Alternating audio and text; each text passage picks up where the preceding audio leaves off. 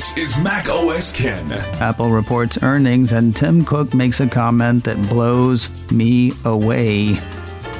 It is Friday, the 2nd of February, 2024. I'm Ken Ray, and this is news from Mac OS Ken, brought to you by yours truly and supported by people like you, patrons through Patreon.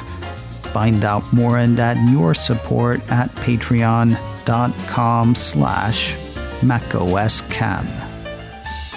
We're going to do the usual earnings call show, but I'm going to be honest, my heart's not in it for a couple of reasons.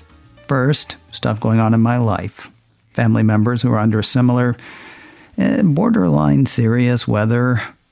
Second, though, Apple CEO Tim Cook said stuff yesterday that kind of blew me away. It was not about earnings, was not about phone sales, wasn't even about Apple Vision Pro, though that stuff was exciting as well. Tim Cook, CEO of Apple, a company famous for not offering roadmaps. Tim Cook teased some sort of AI something coming from Apple later this year. In his prepared remarks, a transcript of which is available on Seeking Alpha, in his prepared remarks, Cook talked about Apple Vision Pro's launch today and how excited the company is about that. Moments like these are what we live for at Apple, said the CEO. They're why we do what we do. They're why we're so unflinchingly dedicated to groundbreaking innovation and why we're so focused on pushing technology to its limits as we work to enrich the lives of our users. As we look ahead, we will continue to invest in these and other technologies that will shape the future. That includes artificial intelligence, where we continue to spend a tremendous amount of time and effort, and we're excited to share the details of our ongoing work in that space later this year. If I'm waxing poetic, forgive me, but there was the slab of concrete that was the December quarter earnings, butted up against this slab of concrete that is today's Vision Pro launch. Then in that tiny crack between the two, a bright yellow dandelion that will close back up, then freaking explode into seeds carried aloft, finding purchase, taking root, and doing the whole thing again. Between Apple Vision Pro and whatever AI thing the company pulls out of its hat, this year feels pivotal for Apple. Feels like the course of Apple's river is being changed. For the better? Well, certainly one hopes so, though there are plenty of times in history that such dramatic change has been detrimental. However it goes, whatever the result, after over 18 years watching this company and telling you about it 5 days a week, I tell you now, I cannot remember many days that felt as monumental as yesterday's earnings call. Tim Cook talking on an earnings call about Apple and its employees back when Tim Cook was COO. The iPhone introduction, the iPad introduction, the time Tim Cook said on another earnings call that Apple would stop reporting number of hardware units sold. The purchase of PA Semi was huge, though few knew how huge at the time, myself included. I would put last night's call on that list. And it had nothing to do with the earnings, which weren't bad. Apple's press release on the numbers had the company reporting revenue of $119.6 billion, up 2% year over year, and beating the street's expectation of $118 billion. That was on earnings per share of $2.18, up 16% year over year, beating the street's expectation of $2.10. CEO Cook is quoted in the press release saying that revenue growth for the December quarter was fueled by iPhone sales and an all-time revenue record in services. Everything else, not so much. On the earnings call, Apple CFO Luca Maestri reported products revenue of $96.5 billion, flat compared to last year. The category was hindered by challenging compares for iPad and wearables, home, and accessories. They also had one less week in which to sell for the December quarter of 2023 versus the one the year before that. on iPhone. Revenue for Apple's communicator came in at $69.7 billion, up 6% from the same quarter the year before. Mastery had the device setting all-time records in a number of areas, including Latin America, Western Europe, the Middle East, and Korea. iPhone also set December quarter records in India and Indonesia.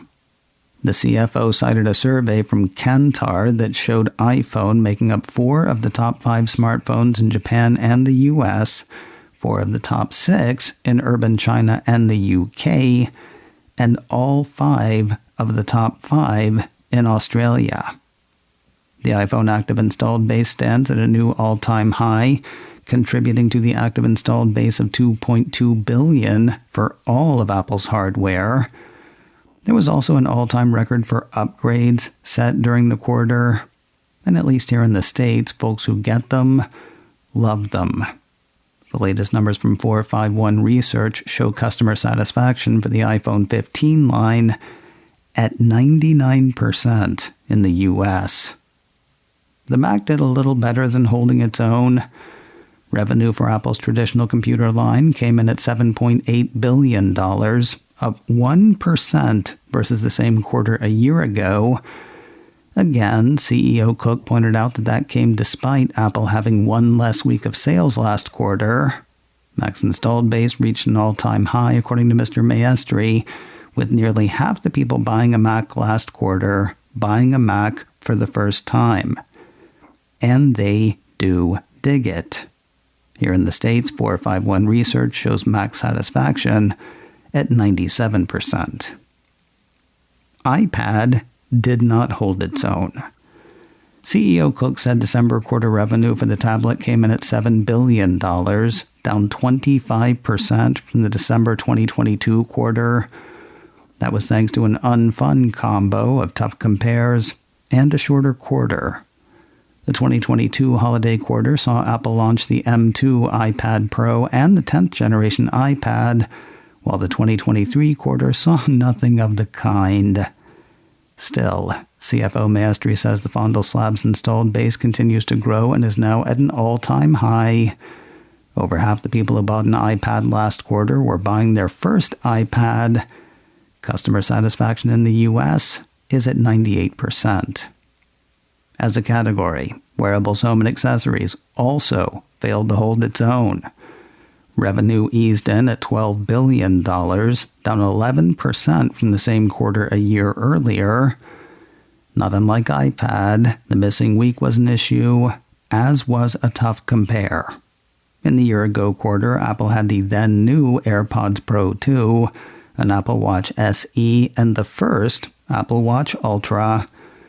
Despite the annual drop, the fitness-focused timepiece is still bringing in the noobs. Nearly 2/3 of customers purchasing an Apple Watch during the quarter were new to the product, according to the CFO. Customer satisfaction in the U.S. clocks in at 96%. Back into crushing it territory, services set an all-time revenue record for Apple of $23.1 billion. That represented an 11% increase year-on-year. Apple CEO alluded to what might have been had Apple had the same 14 weeks it had the year before. The company hit all-time revenue records in advertising, cloud services, payment services, and video. It set December quarter records for the App Store and Apple Care. And paid subscriptions are in what economists might call crazy town.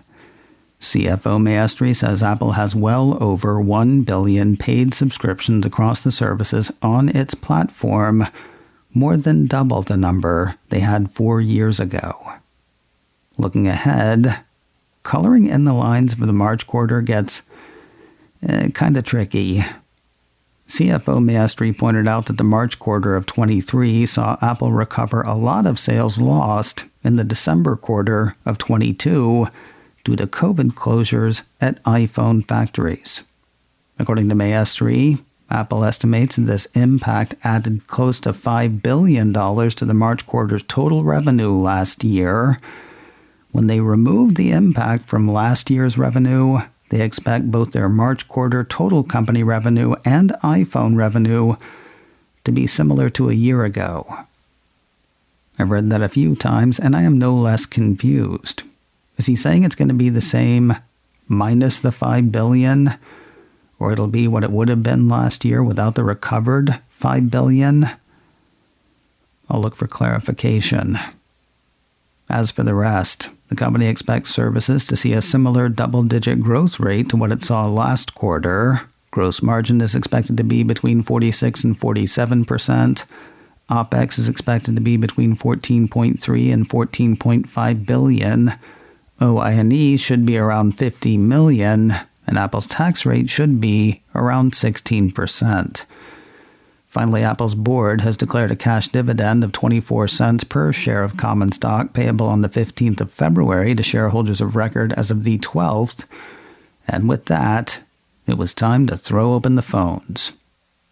Hitting some of the more interesting questions, Evercore analyst Amit Daryanani wanted to know about DMA implementation in Europe and the effect that might have on services. After pointing out all the protections Apple will not be able to provide as fully for people who go outside the walled garden, CEO Cook said in terms of predicting the choices that developers and users will make, it's very difficult to do that with precision.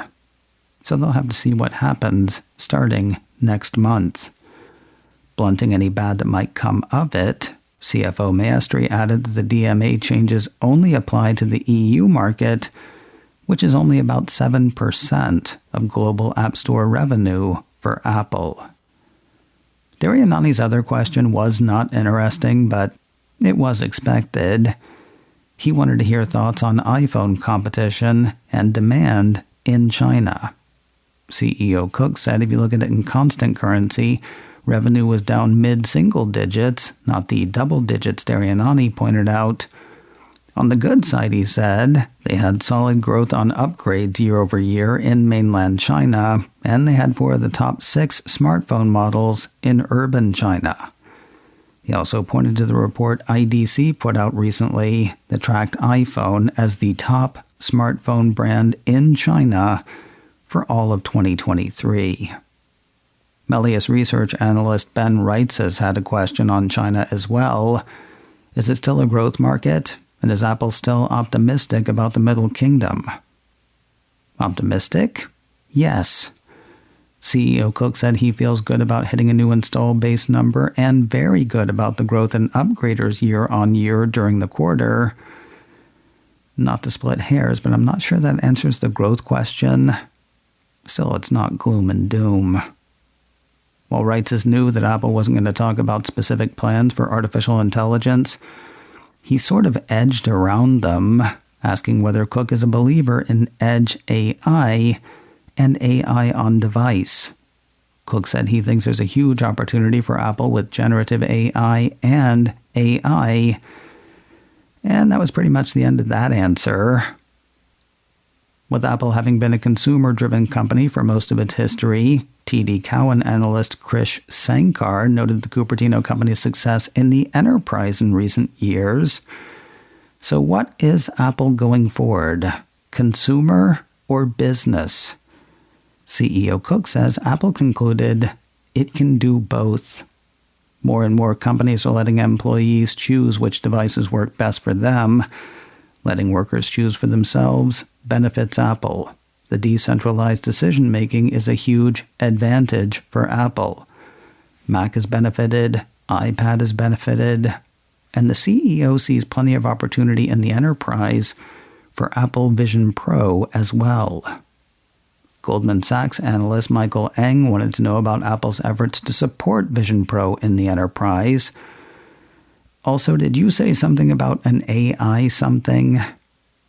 CEO Cook pointed to a slew of Apple Vision Pro initiatives from companies like Walmart and SAP, as well as design collaboration apps and field service applications from other companies. As for generative AI, which Cook figured was what Mr. Eng was driving at, Apple's been working on stuff. The company's modus operandi is to do the work, then talk about it. He said he was sticking with that, but he said they've got some things they are incredibly excited about that they'll be talking about later this year. Ending our look at the Q&A, B of A analyst Wamsi Mohan wanted to know how Apple would measure success for Apple Vision Pro. What previous Apple product would they use to compare performance? Not a thing Mr. Cook was interested in doing. Each product has its own journey, according to the CEO, and so I wouldn't want to compare it to any one in particular.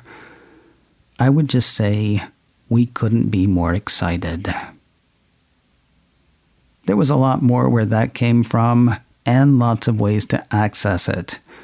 There's Apple's press release on the big numbers, as well as its consolidated financial statements. The release is on the Apple Investor page, investor.apple.com, while the consolidated statement is linked in that release. I mentioned before that Seeking Alpha has a transcript of the call. If you have trouble getting to that, 6 Colors has one as well, online at 6colors.com. And as usual, the company has made the call available as a podcast, probably without the 2 false starts at the beginning. I really appreciated those. I wasn't quite ready when the call was supposed to start. I'm sure they did it just for me. On the next edition, we will go over analyst reactions to Apple's numbers, and fingers crossed, I will tell you about my Apple Vision Pro demo. Assuming I can figure out how to get an Apple Vision Pro demo. Cross your fingers for me, won't you? macOS Ken, brought to you by me, and supported by people like you, patrons through Patreon. Find out more and add your support at patreon.com/macOSKen. Advertising handled by Backbeat Media, online at backbeatmedia.com. You can reach me a couple of ways. Info at macosken.com or call 716-780-4080. Until next time, that is news from macOS Ken. I'm Ken Ray.